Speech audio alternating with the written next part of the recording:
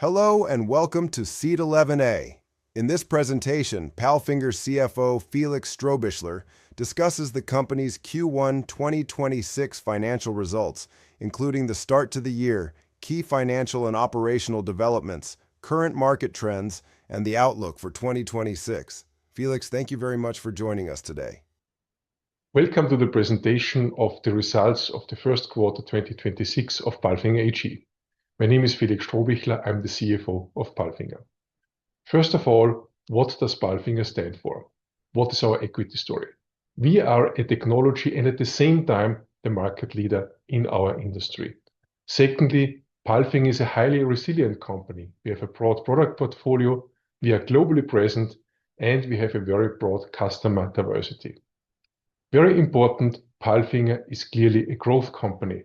We focus on growth markets like North America, APAC, namely India, on marine as well as on the service segment, and we still see a huge potential in Europe. And of course, the growth potential also leads to an earnings potential, and this is even further enhanced by digitization, standardization, and footprint optimization. PALFINGER is a true global player. We had 2.34 billion of revenue in 2025, based on our comprehensive sales and service network all around the world, with our 30 production sites in every single region, with engineering centers worldwide, and with 12,000 employees at the end of 2025. What makes us very resilient is our industry diversity. As you can see on this chart, we have a very balanced customer segmentation. 18% of our revenues are in the infrastructure, around 14% in marine, then we have 11% in transport, logistics, building construction, public sector, including railway and defense and waste management. And then we also cover forestry, private housing, and rental. And this is a very balanced portfolio, which also means that in times of a downturn in one industry, we can compensate it with other industries. An important factor for our resilience is also our broad product portfolio. On the one hand, we have a lot of solutions on trucks and on rail cars. On the other hand, we have marine solutions on oil rigs, on ships. What all those solutions have in common are our digital solutions. Recently, we have communicated the start of the technology cooperation with ICON. This is a Texas-based company which is active in printing houses. So these are robot-assisted 3D printers. And as you can see on the pictures, those machines are delivered by PALFINGER. So PALFINGER has entered into the market of XX large robotics and digital manufacturing, which is a clear step forward in our product portfolio and offers a lot of potential for the future. Looking at the markets, how did they develop in the first 3 months of the year? First of all, we saw clearly an improved market environment in Europe, despite of the fact that the German market is still on a low level. And this, of course, led to a significantly higher revenue and also higher earnings. In North America, on the other hand, we had, due to the geopolitical tensions and the tariff policies, a slowed down customer demand, also resulting in a lower profitability. In LATAM, we can report some moderate growth, despite of a declining demand in Brazil. And in APAC, we see on the one hand that India remains the growth driver in the region, while the Chinese market remains still soft. Marine has been outstanding now for quite some years, and this trend also continues, driven by major orders in offshore wind, offshore crane, and cruise ship sectors, backed by very strong service activity. And last but not least, in CIS, the earnings and the revenue remain at a low level due to the overall economic situation in Russia. What does this mean for our KPIs? First of all, revenue went up by 1.6% to 561.5 million. So the weakness in North America and in CIS could be slightly overcompensated by the strong development in EMEA and in marine. EBIT went up by +3%, so slightly over proportionally to 41.3 million euros, and consolidated net result increased by 12% to 24.6 million. On the right hand, you can see the revenue share by regions. So EMEA is accounting for 64%, North America for 22%, and the other regions to 3 to 6%. Coming to our free cash flow slide, you can see that in the first quarter 2026, the free cash flow still was negative at minus 19.2 million.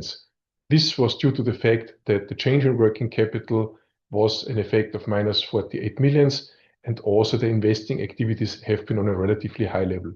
However, for the total year 2026, we still maintain our target of more than 100 million of free cash flow. Looking at the balance sheet, you can clearly see massively improved balance sheet KPIs also following the sale of treasury shares in summer last week. So equity ratio went up from 36.3% to 43.8%. Net debt EBITDA is at very healthy 1.8, and gearing is almost at 52%. Of course, the good operational performance and the sale of treasury shares also had a positive impact on the net debt, which went down by around 150 million from end of first quarter last year to the end of the first quarter this year, amounting now to 491.5 million euros.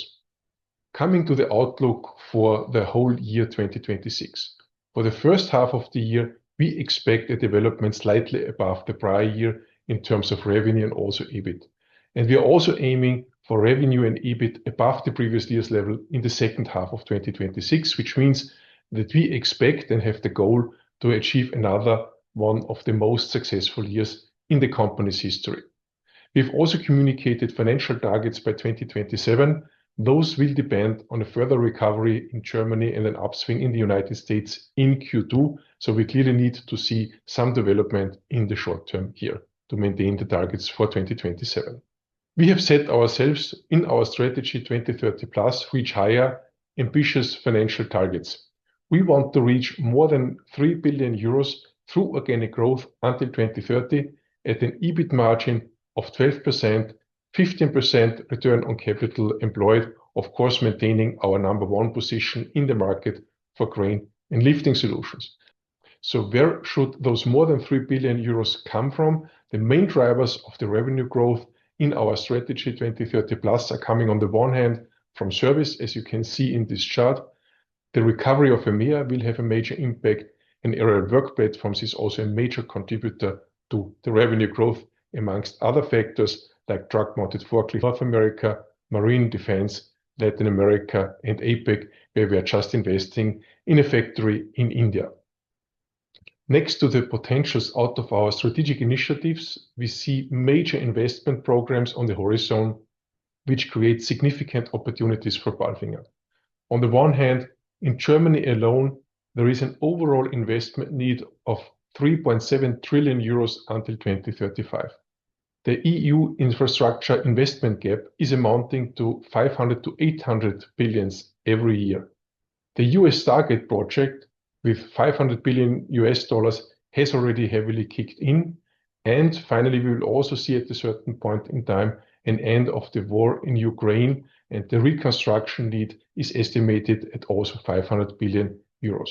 So as you can see, a lot of opportunities ahead for PALFINGER. Thank you very much for your attention.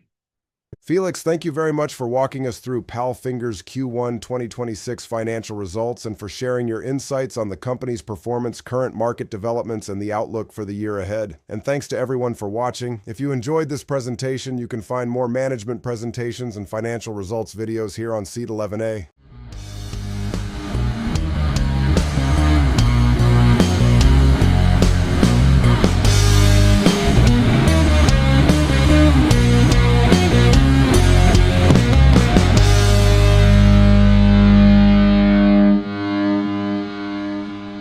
Disclaimer. As described in the legal section on our website, seat11a.com, this publication is for informational purposes only. This means it is not intended to provide you with any investment advice. Any opinion or recommendation expressed by the companies is neither given nor supported by us and should not be considered investment advice from our side. Also, remember that any opinion or recommendation expressed is subject to change without further notice. The content is obtained from sources believed to be reliable, but we do not guarantee its accuracy, completeness, or timeliness. Seat11a.com and its employees disclaim all liability for any loss that may arise in any form from any use of the information in the video, audio, and on our website. We neither express any opinion on the future value of any security or other investment vehicle, nor recommend any investment based on the information provided. Please consider the publications and our website as a platform for companies to present themselves. You need to seek financial advice from an expert regarding the accuracy and appropriateness of the material presented or recommended by the companies in the publication. As we are just considered a publisher, we may hold and trade securities in the presenting company, whether it is a listed or private company. By consuming our content, you agree to these terms and the terms in our legal section on our website.